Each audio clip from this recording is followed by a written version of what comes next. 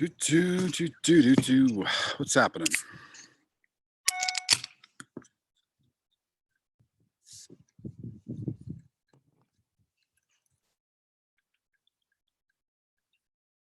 What's happening, guys? Good to see everybody. Brian, Ed, what's happening? John, good to see you. What's happening? What's happening? What is everybody smoking today? Hola. Dubai checking in. This is not coming out on camera quite as orange as it looks in real life, but this is the cello from today's cigar. Been on a Davidoff kick as of late. And so today I am enjoying a Davidoff Lonsdale. This is the London edition. This is a limited edition commemorating the London store from 1980 to 2005. So a bit of a holy grail if you're a Davidoff fan. Really cool curly head cap, which you don't normally see on most Davidoff, regular production Davidoff. So that's pretty nice. I'm a huge Davidoff fan, as many of you know. So today I've owned this for a very, very long time. And so today I thought, well, why the hell not? Let's light it up and see what happens. So I am pairing that with a little espresso, as well as what I recommend to everybody, which is sparkling mineral water. I think it's the best way to cleanse your palate between puffs or sips or what have you. Just my personal opinion, but I think Pellegrino is one of the better ones. It just tends to work really, really well. Jay checking in. I see you. Simon, what's up? Upman Connoisseur A, and now the half grown. Man, you have good taste, my friend. You have good taste. Those are both great cigars. The Connoisseur A is just killer cigar. I like these older, more traditional formats like this Lancero.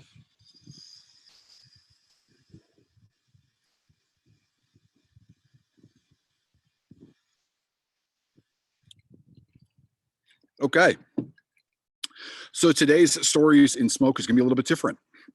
Today's, obviously, we did not do a ton of promotion for today's event, so it was a little bit more impromptu. And the reason for that is because we have had issues with guests rescheduling and moving things around. So what we've decided to that, and we've had issues with Instagram, as many of you are aware, everybody is now doing lives. And so there's a lot of competition on the platform, as well as the platform's not all that stable. In regards to the Great Cliff 30th anniversary, you absolutely should light up that cigar. Old school Great Cliff are some of my favorites. They are fantastic. Great Cliff was really one of the pioneers around putting 7 to 8 different tobaccos, blends, leaves in each blend, which is really, really incredible. That traditionally it's 2 to 3, 2 to 4. So that is pretty crazy. Man, Simon, that's an awesome. Thank you very much, man. I owe you one. That is a fantastic. So if you guys can't see this, start out like I do with my guests. Give a little backstory on myself, then an example of business struggles, and we'll get into some Q&A. And if anybody wants to go live with me, let's do that too. But let's start at the beginning. So I grew up in rural New Hampshire, closer to Canada than Massachusetts. I grew up in a poor, what used to be a lumber mill town, is no longer a lumber mill town, more kind of a resorty kind of ski town. Not a lot going on there, and I treasure some of those memories because where I grew up was very, very poor. There were no wealthy people there.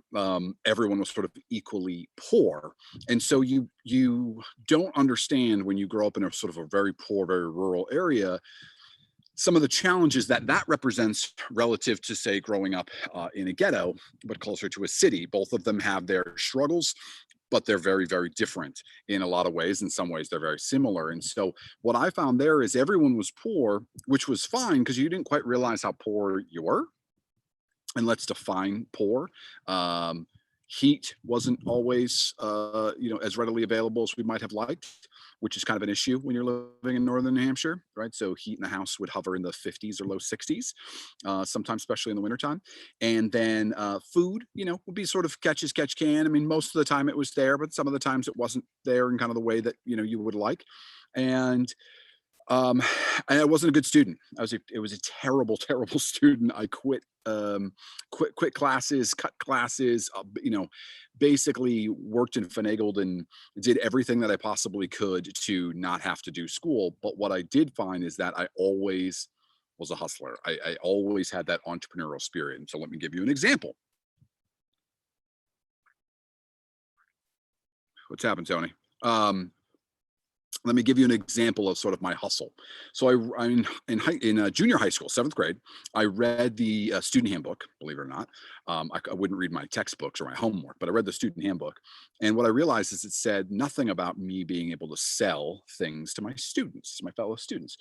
So I got a catalog in the mail one day called Oriental Trading Company, and I bet many of you used to get that catalog. And you can buy bulk candy in there. And so I mowed lawns, saved up a couple bucks, and spent, I don't know, 150, 200 bucks on bulk candy. Now, if you're not aware, $200 on bulk candy is a lot of candy. And I figured out that I could unpackage all this candy and sell it piece by piece, like break it down into that single piece, and sell them for a nickel. And the net for me was about a penny and a half per piece. But you got to remember, this is junior high, right? So a nickel here, a quarter there, 50 cents there. It adds up. And so I would sell it out of my locker. What up, Miller? I would sell it out of my locker between classes. And I was making, and first it was a couple bucks a day. And then I started making 5, 10 bucks a day. Now, when you're 14-ish years old in the seventh grade, you making 10, 20 bucks a day hustling candy is actually a lot, right? And this is, I'm embarrassed to say, well greater than 20 years ago. So, times 5 days a week, 20 days in a month. Okay, so I'm actually starting to make a little. I'm throwing around a little coin, got a couple Benjamins in my pocket, and I'm thinking I'm the shit until I get caught, and I get called in the principal's office. And my English teacher. Oh, this is very good. My English teacher and the principal of our junior high pulls me to their office, and they're like, "You have detention. We're thinking about expelling you. You absolutely can't do these things." And they threw the book at me, right? They tried to get me in all kinds of trouble. Um, except I didn't break any of the rules. So I asked where in the employee handbook, or excuse me, the student handbook, did it mention anything about selling to the student body, whether I was allowed to or not allowed to, even mention it? Is there anywhere that rule existed? Because if there was, I apologize, but I wasn't made aware of that rule. And they were piping Matt. I mean, they were just in a fit. I remember my principal's face was bright freaking red. He was just scowling because I got him on a technicality. And my English teacher says some, ridiculous thing about how I can pull the wool over our eyes, but you can't pull the wool over your own eyes. Like I should know better. And I said, yeah, what I know is I'm fucking poor. That's what I know. I'm hungry. That's what I know. And I'm going to hustle up 5 or 10 bucks because I'm 14 and that's 2 days worth of food, 3 days worth of food. So that's just who I am. That was just sort of always in my DNA, always starting businesses, just all the time. Okay.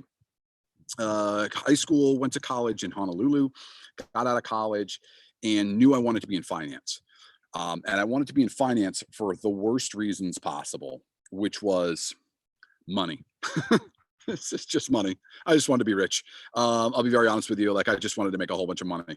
Now it's funny what a whole bunch of money is, right? What is a whole bunch of money? A whole bunch of money to you might be $1 million a month, $10 million a month. Maybe that's a whole lot of money to you. A whole lot of money to a next guy might be $1,000 a month, right? So a whole lot of money is very relative. Oh, got a little poor connection issue. There we go. So with that, a whole lot of money to me was making $100,000 a year. I said, I really want to make $100,000 a year because I just felt, because I grew up poor, right? Nobody had money. Nobody drove a nice car. As a matter of fact, going back to my backstory a little bit, I'm a car guy. I love cars. the two nicest cars in my entire town, like the number one and number two car in my little town, was a 3 Series BMW and a Porsche Boxster. And it was owned by the local eye doctor. And his license plate, I still remember today. It was I4I. I'll never forget it. So anyway, that was what I thought wealthy was, right? And so I thought $100,000 a year, well, that's all the money in the world. Like who makes $100,000? Like that's crazy talk. And so I got into finance purely based on money because I knew finance guys made a lot of money. And how did I get into that job? I begged, borrowed, and stealed, and eventually got enough interviews and screwed up on enough interviews till I learned what the interviewer wants to hear. And it worked for me. And I eventually got in answering the phones. So we're talking low end job, answering the phones at a finance company. And I was taking phone calls from financial advisors who wanted information on one of our products. The product at the time was a 529 plan, a college savings plan. So these financial advisors from around the country would be directed to me if they had product specific questions, not account specific questions, product specific, and how to use it, how it works, what the state laws were, taxation, those types of things. And I threw myself into this role. I didn't make very much money. So let's quantify what not a lot of money is. I was paid $34,500 per year.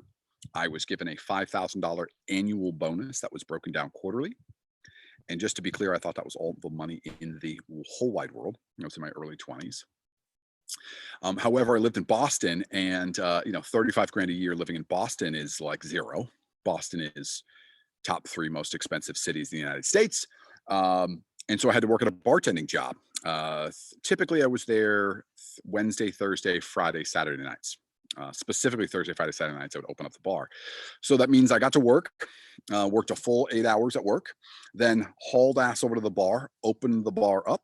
The bar opened about 6. I got out of work at 5, so I had to rush across, grab my Starbucks, get into the bar, open the bar, and it was a cigar bar, which is one of the reasons I love cigars.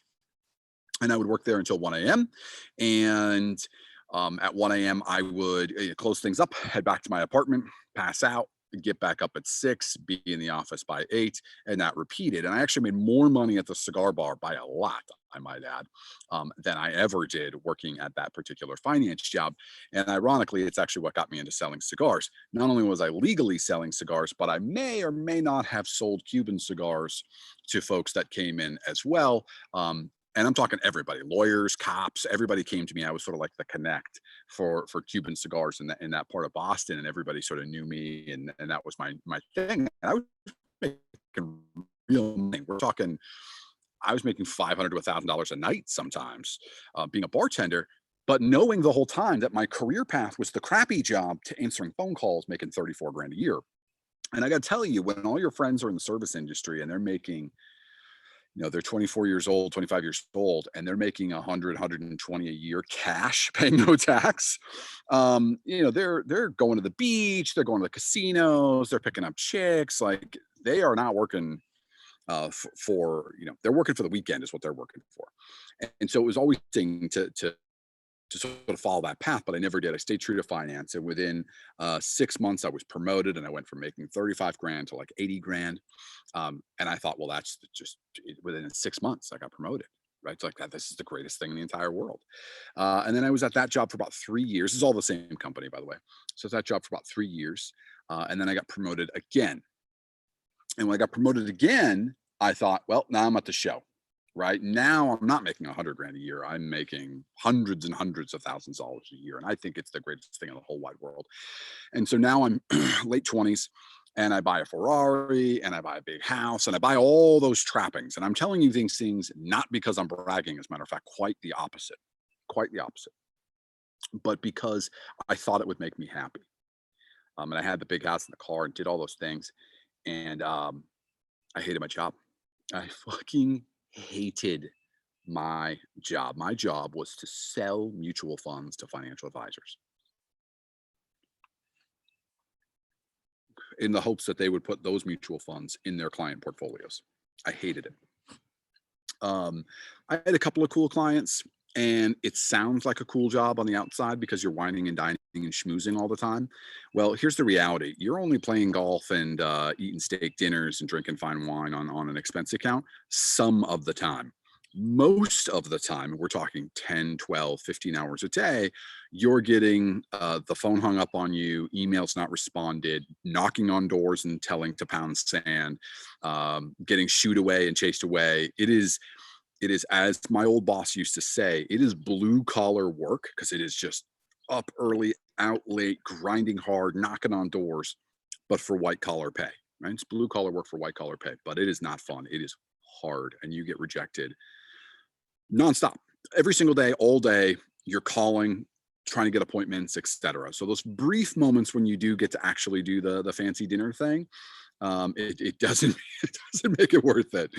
And then you realize, how bad certain financial advisors can be and how dirty the industry can be, and you just have a general distaste for it. And frankly, it wasn't my passion. It just, at the end of the day, it wasn't my passion. It was a means to an end to not be poor. And when you're super motivated to not be poor, that's how you that's what you do. You'll chase down anything.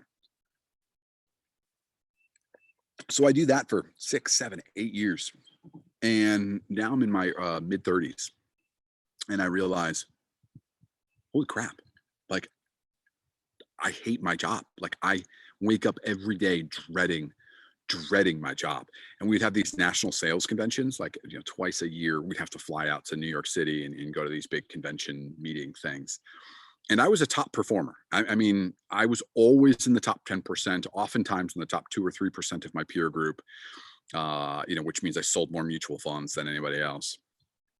And every time I went, I would dread that I was going to get fired, dread that I was going to get called upon and not be doing a good enough job. And I would think everybody around me was doing a better job. And I would look at some of my peers and I would just go, these are not my type of people, right? They're good people, don't get me wrong, but I just never fit in with all my colleagues. I just felt like the weirdo because I was interested in 100 other things, and they thought they were at the top of the game because they were making a lot of money and they wore a fancy suit every day. And I just thought, man, I'm not building anything. I'm not happy. This isn't for me. Like, just not a good time. And that misery grows. Like, it doesn't happen overnight. You don't wake up one day and go, oh shit, I'm miserable. You wake up over time, and every day it eats at you and eats at you and eats at you. And eventually you go, oh shit, I don't like being here. And then you get this weird sort of itchiness. And you got to move. You got to, like, the level of uncomfort sort of rises up, and you're like, I gotta go. I gotta do something, right? It's this sort of weird and sort of energy about it where you're so animated, anxious, comfortable, and a little bit comes out as anger because of your situation. And it's tough because you're like, hey, I've got security and I'm making a lot of money, but I hate being here and I hate going to work every day, and this isn't really for me. And so I started multiple businesses. I started lots of businesses. Most of them failed. A lot of them failed. I started all kinds of stupid stuff. Really anything as a creative outlet, more than just, hey, I need to make money, because remember, I was already making money. So a lot of the stuff I did to lower my tax base as a write-off, or to try to figure out something new, to learn a new skill, whether it was online marketing or I started a cleaning company. I did all kinds of fun stuff.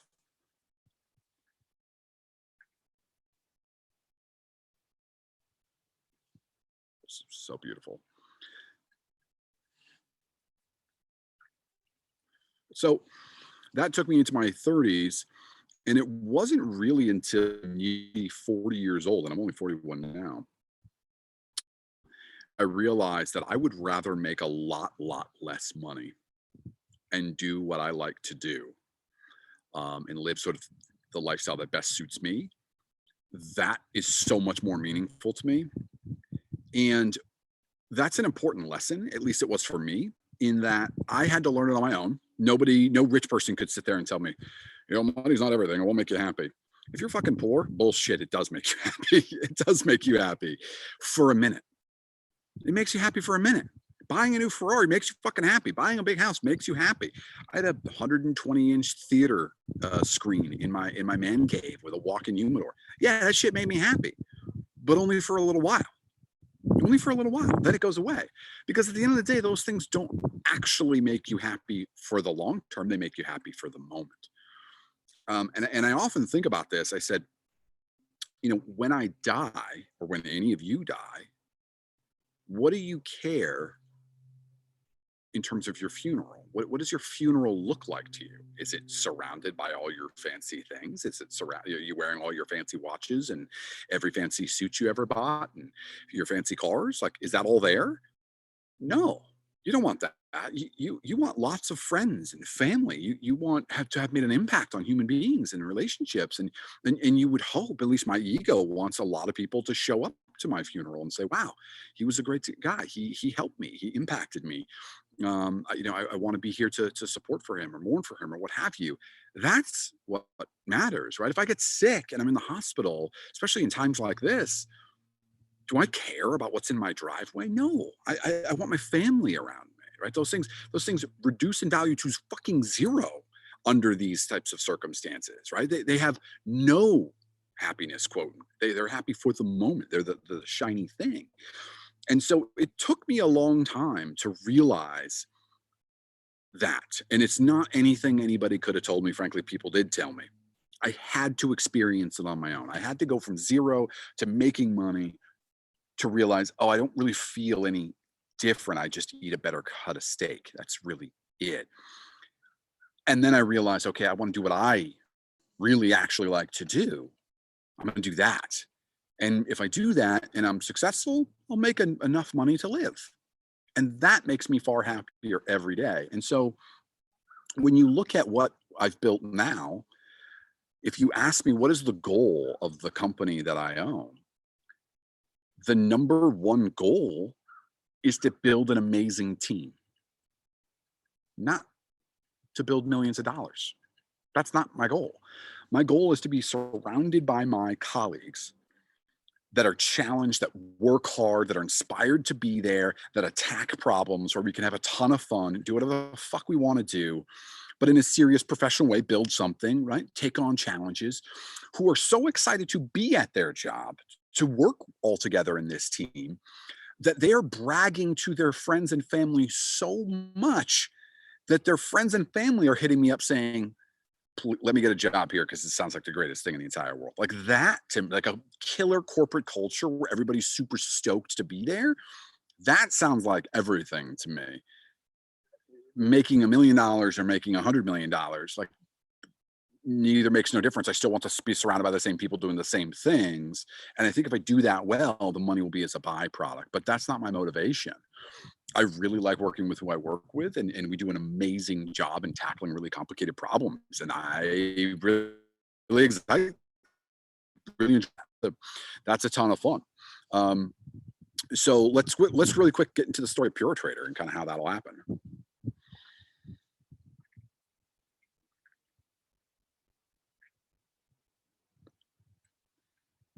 Lost a little hash there. So the story of Pure Trader. So the story of Pure Trader was really simple. And some of you may have read this in some magazines, and I'll get to some of these questions. I see some questions coming through, so I'll get to those, I promise. The story of Pure Trader is kind of interesting in that many of you have maybe heard this, but I think it's worth repeating. I went to an Avo dinner. So Senior Avo was celebrating his 77th birthday way back in the day in Boston, Massachusetts. He was celebrating at a steakhouse. And I was very young. I was 21, I think, 21, 22. And I was able to secure a ticket to this dinner event. Wine, cigars. Avo was there. Limited edition cigar. The Avo 77 was coming out to commemorate his birthday, and he was tickling the ivories, right? And if you don't know, Senior Avo considered himself a jazz player first and a cigar maker second. So he is a talented guy. Rest in peace. And I was there, and it was amazing. It was the best time. And all the money I had in the whole wide world, I bought a box of Avo 77s. It was the first real limited edition box I ever bought. Very first one. And I said, I'm going to lay this box down. I'm going to collect it. I'm going to keep it. I'm going to hold it. So I threw it in my humidor, and that was that. Fast forward almost 10 years, 8 years, something like that. And I have now moved, my collection has grown significantly, and I have built a walk-in humidor. and I am taking all my cigars out of various cabinets, these sort of mini cabinet humidors. And I had like 7 of them at one point, and I'm moving them into my walk-in humidor that had been built in my home. And I come across this first box of Autos 77s, and I'm, remembering the memories from it and how great it was. And I open the box, and there is one cigar missing. One. Well, my friends, if you are a collector, you either have the collection or you do not. There is no, I got one missing, but it's just like the same, especially in cigars. You either have a full box or you do not. There's no middle ground. The value drops off precipitously when you're missing one cigar. So I'm like, holy shit, now what do I do? So I did what any of you would have done. You call your friends. The cigar's been out of production at this point for 8+ years, and it was limited edition then. Not expensive per se, but not available. Then you go to the Googles, right? You go to the internet and you start Googling, nothing. I looked at every cigar shop that was out there online, none of them available. Went to all the web forums, right? So I went to Cigar Aficionado and Puff and all the ones that were out there. And I'm like, hey, I'm looking for an Avo 77. I just want one. I'll pay you $25 for it. I'll pay you $50 for it. I'll pay you $100 for it. I'm looking for one, just not one box, one stick to make my collection complete. So I'm talking to a buddy of mine about this problem. Now, I can't find this one freaking cigar. It's ridiculous. And so he says, well, that's it, man. That's what we got to do. We got to build a website where you can digitally connect everybody's humidors, where cigar geeks like me and you right now can go online, have a digital humidor of your inventory, of the things that you have in your collection, and then make it searchable by everybody else. So now I can go, I see Dubai Cigar Aficionados chiming in here. I can now go check out his humidor. He's in Dubai, I'm here in Boston, and I can go rummaging through his humidor. How cool is that? And so that's what we did. So we scraped together a couple of bucks, not a ton of money. And we started to build this thing. And lo and behold, the first web designer ripped us off. They charged us $15,000 and it was garbage, didn't work, was ugly. We went to 2 other web designers. They both failed. And we finally found somebody, and they were expensive. And as this was all happening, we were building up a social media profile and starting to get some interest and talking to many people in the cigar community about it. And it became very obvious that there was an issue, which is, well, it's cool to digitally connect with people, and I can rummage through Dubai's, humidor over here. That's great. Ultimately, what happens is you get a guy like me who goes, oh, you got something I want. How can I buy it? You're a stranger. I'm a stranger. How do we have a secure transaction here? I don't want to get ripped off. And so I don't want to send money to a stranger and have him not send me cigars or send me bad cigars or fakes or whatever. And vice versa. You want to make sure that the person you're engaging business with is actually going to send that to you, et cetera. So there's risk involved. And so I said, wow, we can. So I sold my car. I sold my Ferrari, as a matter of fact.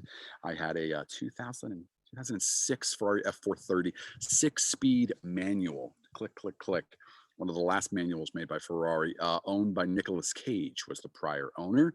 I sold that car. Bovida actually did a really great article about how I sold my Ferrari for a cigar, and I did. And that was the funding that I got to start the company.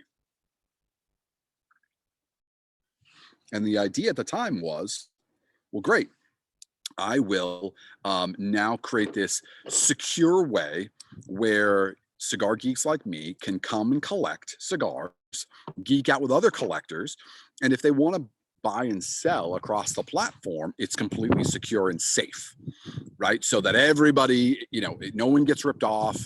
We charge a very small fee, and that fee goes to protect everybody going back and forth. So, well, that sounds like a good idea. I mean, hell, I'm telling it to you right now, and I'm like, that sounds like a good idea to me. Here's the problem about the cigar community. Collectors collect. They don't sell. I mean, here's just the hard numbers, right? Like, that idea sounds awesome, except none of you, and me included in this, I had a collection just like many of you do. How many of you want to sell that collection? Not many. How many of you want to buy and add to your collection? A lot.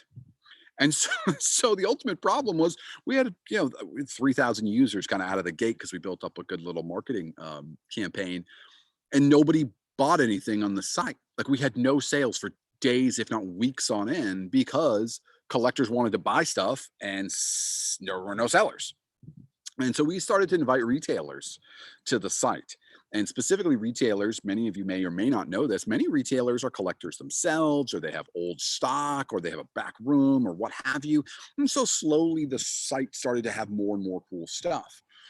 And that's really how it grew to where it is today. And now, this is not a pitch, but now the site is fully functional, has thousands of cigars on it from hundreds of different sellers, some super rare stuff. If you're an Opus fan like myself, we just had 3 boxes of Opus X, the Opus 22s. Those are the big boxes of 22 cigars. Each cigar is in a coffin. Each cigar is a different shape and blend. Uh, he bought the 2014, the 2015, and the 2016. These were $1,000 a box when they came out back then.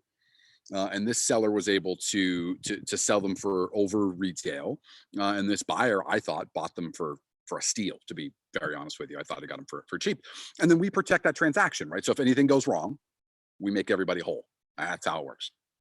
But I only bring up that story is to say, hey Paulo, that the journey of that has been really, really interesting to see the way the cigar community has embraced it and not embraced it, and see many of the lessons that we could learn. And so where we are today is looking at the future. And Pure Trader is going to be around for a while, but it's not big enough to support what I want.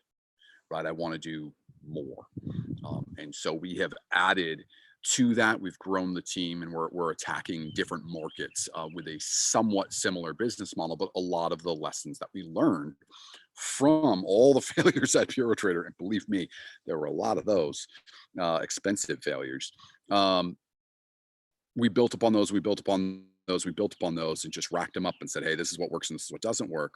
And now we're in a much better position for our future products. My team that I have built. And so that's what I'm the most proud of.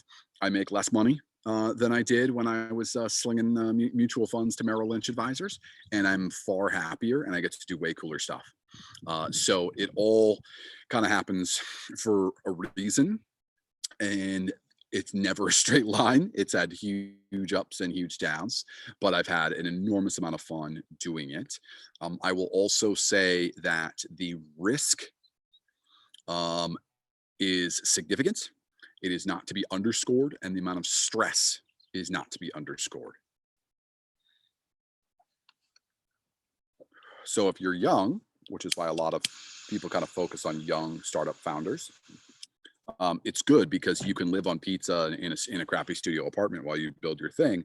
It's a lot harder to do when you have a family and a house and all those things that you have when you're in your 30s and 40s and 50s. So you just have to consider those things as you go. Greetings from Mexico. What is happening? So anyway, that's my backstory. So where is the dip? Let's kind of get into the dip because that's what this whole thing is about. The dip happened when I was in between sort of 35 and 38, actually about that exact time. And it was from the realization that I was no longer going to be in finance, that at least not in the way that I knew it. I was never going to be in mutual funds anymore and doing what I was doing, which I was very, very good at, making a good income at. And while I hated it, it was hard to let go of that security blanket and that compensation. It was really, really hard to do. It sounds obvious, but it's much more difficult than you would think. And it wasn't an overnight, like, well, here we go, right? You hear those stories about, I woke up one day and I knew I wanted to be this, and off I went. That wasn't me. It was, I woke up and I said, hey, I want more, but I want this too. I want my cake and eat it too. And you really can't do that. You really aren't able to have your cake and eat it too. I couldn't hold on to a full-time job that was 50, 60 hours a week and then go build something else and have it not a conflict of interest and have a family life and all of those other things. So regardless, that was really hard. And I made some great financial decisions early on in my career. So sort of 28 through 35. And if it hadn't been for that savings, I never would have made it from 35 to 40, 41. I never would have gotten there. And so that was really difficult for me. It was really difficult for my family. you go from living a nice lifestyle to having to being really forced to downsize and swallow that humble pie. And it was dark, man. It was really, really hard. And I remember I'm living in Newport Beach and things are not going very well. Um, and my pay is just going like this, and my happiness is going like this, and my career prospects are going like this, just straight down. And I'm also realizing on the backdrop of all of this that my industry as a whole isn't going to exist much longer. So I'm building a house on quicksand, which is, if anybody's in investments, they'll tell you that everybody puts their money into index funds. Nobody really uses actively run mutual funds in a significant way. They're far cheaper, and index funds, that is, and actively run mutual funds rarely outperform the market. And thus, you're working in an industry that is getting gobbled up. South Africa, what's happening? And so, whether I wanted to leave the industry or not wasn't really even my choice. I mean, I did want to leave, but the industry would have left me in 10 years. So I was just delaying the inevitable. And that was really, really hard. And one of the things that I did is, it's going to sound silly, but it really made a difference. And it's going to sound really simple and you're going to roll your eyes, but I promise you it made a difference. I found this push-up challenge. That's all it was. It was push-ups, sit-ups, and squats. Okay. And it was crazy because it was every day for 60 days, every single day for 60 days. There was no rests, which is a terrible workout. And some days it was like 5 push-ups, 5 sit-ups, and 5 squats. And other days it was 100, 100, 100, no break. Right. So it's miserable. Some days you're so freaking sore from the day before because you banged out 100. Just doing 5 is brutal, whatever. And so I'd wake up every morning and I'd go down and I would bang out that workout. And it started this, well, that sounds like a small thing. And you go, how does that have to do anything with your professional life? And how does that pay the bills? Like, I don't get it. Because I focus on what I could control. And it's one of those little things. It's that seed, it's that spark, it's that tiny thing that sets things off. And so it helped me say, you know what, I can control this. I could burn off some of that anger that I had for things not going the way I wanted. And I could control how my body felt and how in shape I was, or how healthy I was specifically. And so it really honestly helped, because once I started that positive habit, guess what happened? I started another positive habit, and then another positive, and little ones, right? These are baby steps. That's how it's sustainable.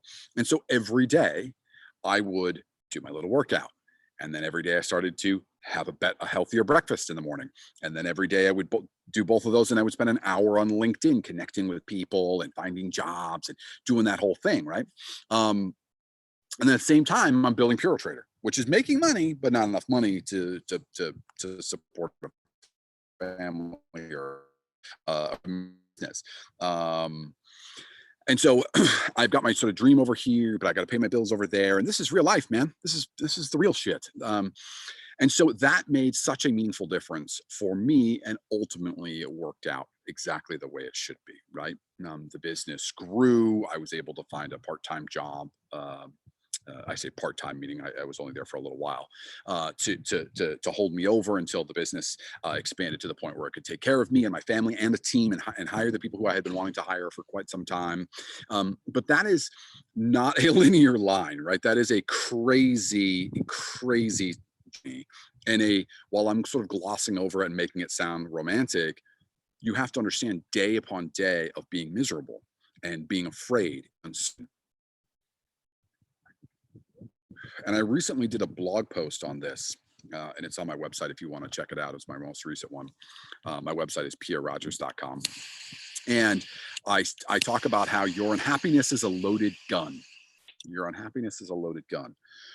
Meaning that as you walk around in the world and you're unhappy and you fire off these rounds of unhappiness at people, and you don't know what people on the end, right, what struggles they have, and what how worried they are. And so if you're upset and you're unhappy and you're angry and you're firing off these rounds of unhappiness towards them, and depression and angst and uncertainty towards them, you're actually making it worse for everybody, right? So when someone says, hey man, how you doing?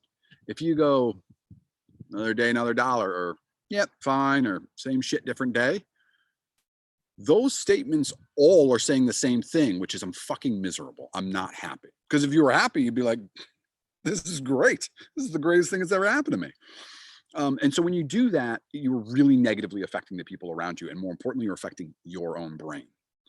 So being in that situation taught me that I had to, above all other things, put on a stoic face. Of course, I'm happy. Of course, I know things are going to work out because I have to remain that person for my family, for my friends, for my network, for everything. And so while I might have had great uncertainty, I took that uncertainty out on my workouts and on my work ethic. I did not take that workout, that angst, if you will, that uncertainty out on my loved ones, on the barista at Starbucks, on anybody else. That was my burden to bear. That's my responsibility. That ain't your responsibility. And I feel really passionate about this because I find a lot of people that do that. Quick question, Mr. Farrell's Dream Achiever. Yeah, I don't know if anybody knows what happened to Mr. Dream Achiever. It wasn't good. I won't spread any more than that, but it wasn't good. So unfortunate for him, whatever journey he is on, but I won't comment any more than that. But he was one of my early customers at Pure Trader a long time ago, and bought a lot of stuff. He bought a lot of stuff from a lot of people.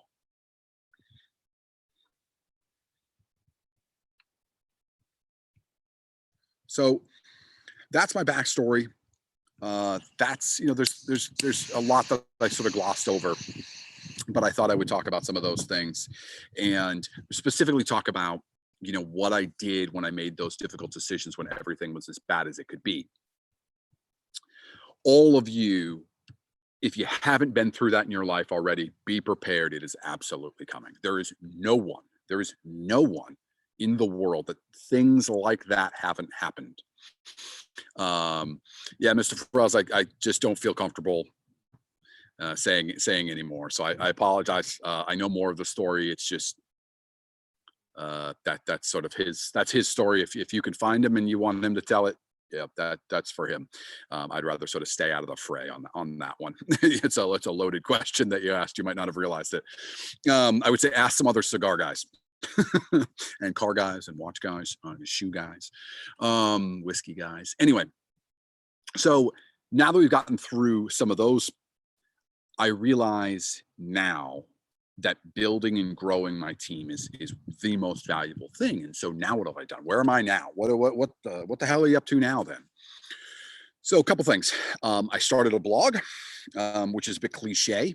Here's the quick pitch on my blog. I'll never sell you anything ever. There's no ads on there. There's no products on there. There's no nothing. It is purely about what has worked for me and what has not worked for me. And if you find yourself in a similar situation as me, maybe that information will be valuable to you. Maybe it won't, but who gives a fuck? You didn't pay for it anyway. So definitely check it out if you want to. It's pierrerogers.com. You can check it out on my personal page. We are also going to be moving the Stories in the Smoke concept, as that seemed to have worked really, really well. We were gathering tens of thousands of viewers, despite what Instagram says with the small number right there. It has grown nicely. We've had some really cool guests, and we're actually going to be moving this permanently to YouTube and potentially Twitch, actually. Where is that Ferrari? I wish I knew where that Ferrari was. I actually had that Ferrari on VinWiki, if you're familiar with VinWiki, the app where you can search for VIN numbers. So I, every once in a while, check the VinWiki app to see if it ever pops up. It is a red on black, but it's a unique red. It's called Scuderia red, which is team red, not the Rosso Corso red you normally find on red Ferraris. So very unique red, black interior. I made a couple little upgrades to it, and yeah, it was a lot of fun. Hope to have another toy someday in the near future. But I would love to see where that car ended up.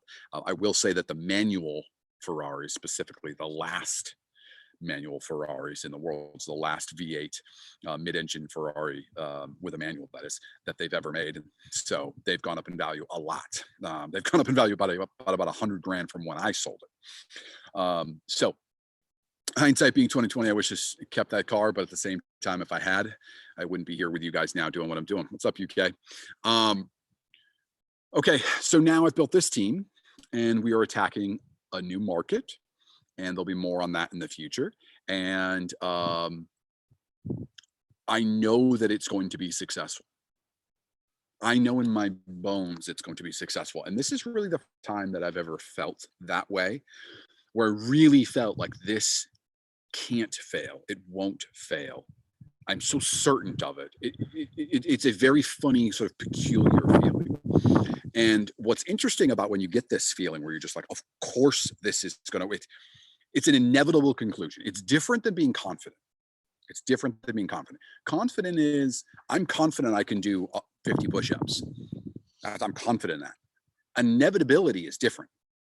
Knowing the sun comes up tomorrow, that's inevitable. It will happen, whether you want it to or not want, it doesn't matter, it's happening.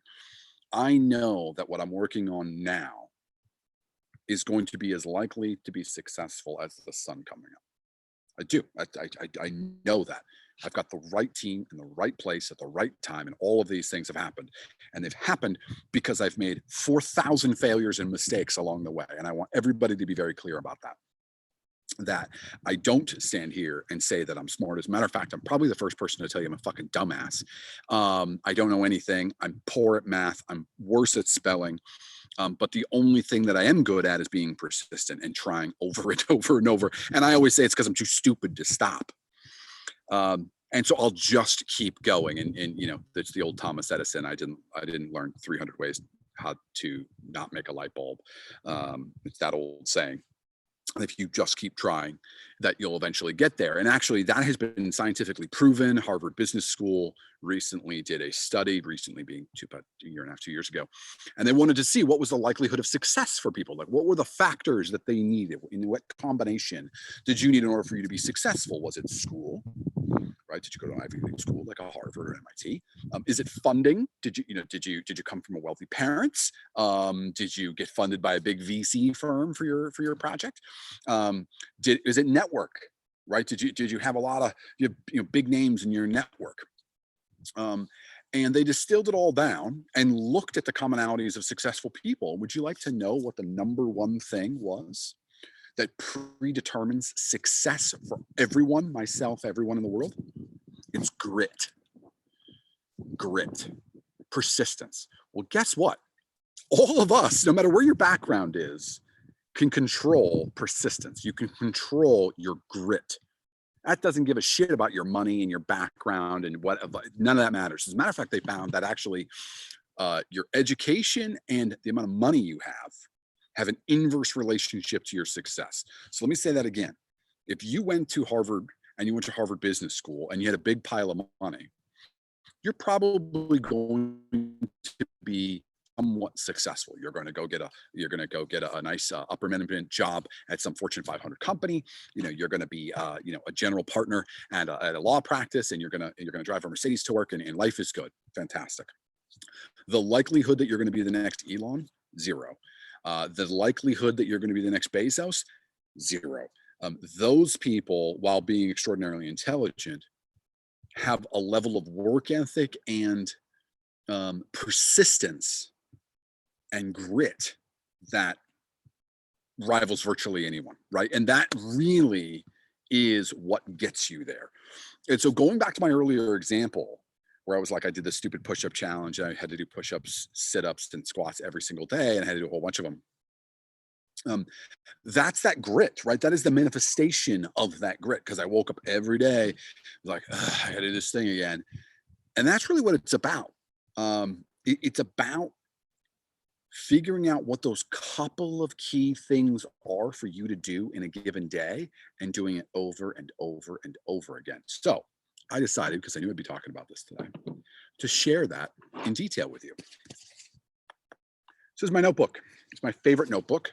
The company that I get this from, it's Olive & Co. I think it's the name of these guys. Baron and Fig. Oops, Baron and Fig. These guys are great. I love this notebook. It's inexpensive. It holds up. It lays flat. for writing, which I love. And so what do I do? What's my hack? What do I do with my notebook? Seattle, what's up? Brazil, what's happening? So this is what I do. Really simple. Every single day, I write down my to-do list. Every day. And sometimes what I had to do yesterday, I didn't get done and carries over to the next day and the next day. And over time, that list is going to expand and contract, expand and contract.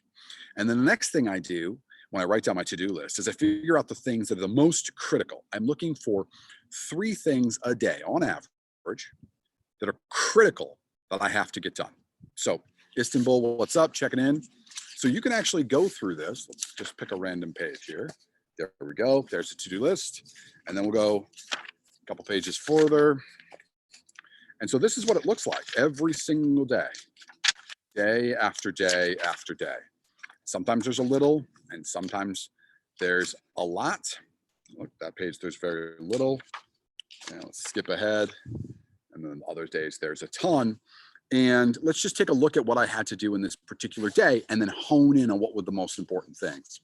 So I had a couple of follow-up emails that were really important about following up on an article and some potential clients. As some of you know, I'm building a lounge in Los Angeles. I'm building a ultra exclusive members only lounge in the shadow of the Rams Chargers stadium. So this will be the most exclusive lounge in the United States for cigars, but for the finer things in life. Very, very different lounge and concept, and I'm really excited about it. So I got a lot of work to do there. So what did I have to do for the lounge? Email follow-up for an investor dinner I was putting on. I had to email Tina and Mark, which were my designers. I had to set up a tour with some folks that were going to be potential investors, a tour of both the lounge and also the stadium. And I had to follow up with some contacts that were in my spreadsheet. And if you fast forward to the next day, it goes on and on and on. Now, why is that important? Because many of you, most of us, fall into the habit of being busy. What's up, Venezuela and London? Busy is bullshit. Productive is key. There are lots of people who go, I'm too busy. And they're too busy because they have not prioritized their day and structured their day in such a way that they're actually getting the things done that matter. Now, a bunch of you are going to roll your eyes and go, yeah, I've heard that before. And, oh, I don't understand because ... A bunch of you will say that. And if that's the excuse you want to use, go, baby. I'm not telling you how to live your life. You do whatever makes you happy.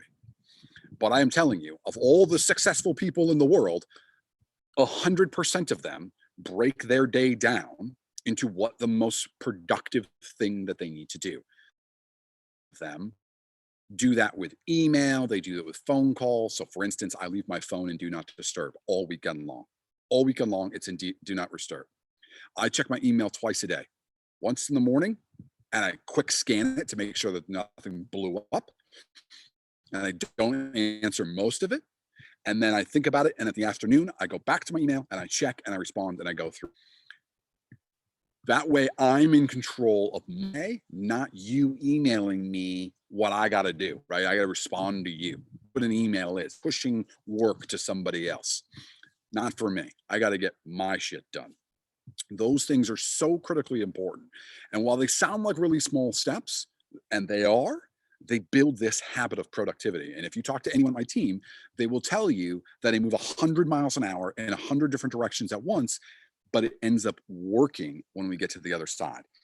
Why? Because I prioritize what's important. Another key component of the prioritization is the not giving a fuck to all the other stuff that doesn't matter. So here's where many of you will also struggle, because you are going to have to let things go that you can't control. Happiness comes from surrendering yourself to the things that you cannot control.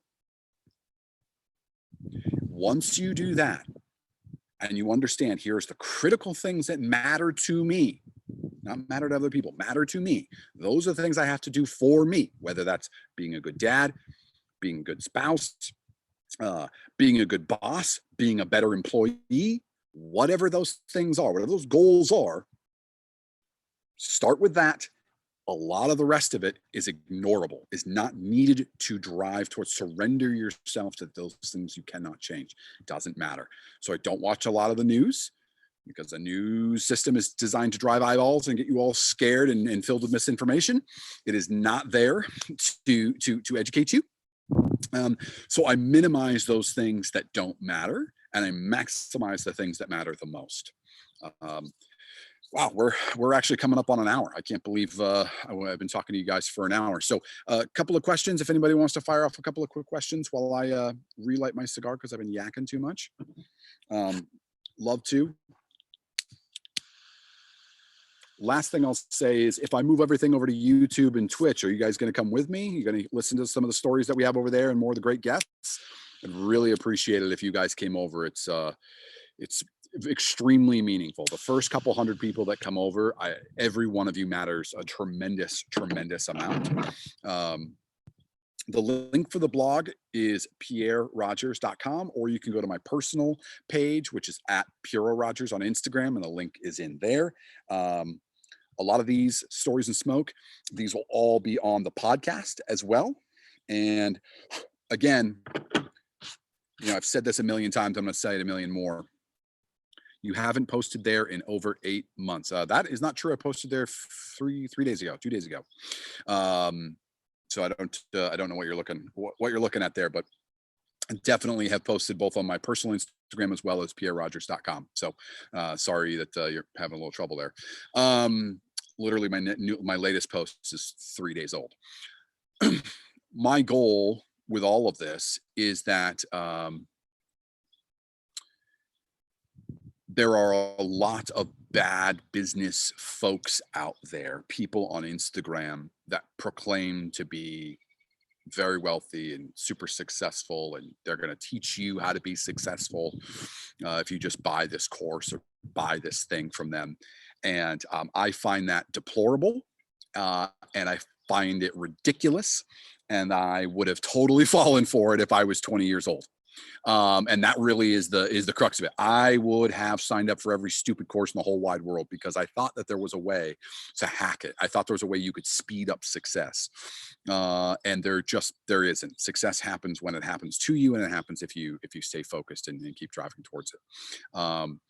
And you're seeing some of that now as the pandemic has hit, right? Grant Cardone is getting blown up by everybody everywhere about how he laid off most of his employees and stopped paying commissions and stopped paying his investors for the next 90 days, et cetera, et cetera. So, I mean, he's getting blown up. And here's a guy who was driving Bentleys and flying in, huge private jets 5 minutes ago and is now not paying investors or employees and laying everybody off. So there are a lot of bad business folks out there. And a big reason I do this, and I don't charge for anything ever, never will, is because it just shit pisses me off, man. It just pisses me off so bad. And the last thing I will say, and this is going to be super obvious on this topic, and many of you have heard me rant about it before. If a business guy is driving around in his fancy cars and flying all over his private jets, and then says, "Come buy my course, and I'll show you how to do it too," what he is telling you is there is more money in selling your dumbass than there is in his actual business. Because if his business was as successful as he says that it is, it wouldn't make sense. It would be a poor investment of his time to make pennies on you to the millions he proclaims that he's making over here. That is illogical and insane. And if he was doing it out of charity, as many of these idiots say that they do, then they wouldn't fucking charge for it. Full stop. Full stop. Tell me where I'm wrong. I dare you. All right. As you can tell, I get pissed off about this because when I was making $34,000 a year, eating fucking pizza every single day because that's all I can afford, I would have spent that money and I would have been ripped off. And that is just unacceptable. So with all of that, I appreciate every one of you. Thank you. This means the world to me. It really does. I love your comments. I love your questions. I really, really appreciate it. We're going to migrate this off of the Puro Trader Instagram. We're going to move it to YouTube. It opens up to a broader audience. We can have more guests. Unfortunately, some of the guests that we talked to, getting pissed with you. Absolutely, man. So with that being said, thank you, everybody. Appreciate you. Love you. See ya. Aloha.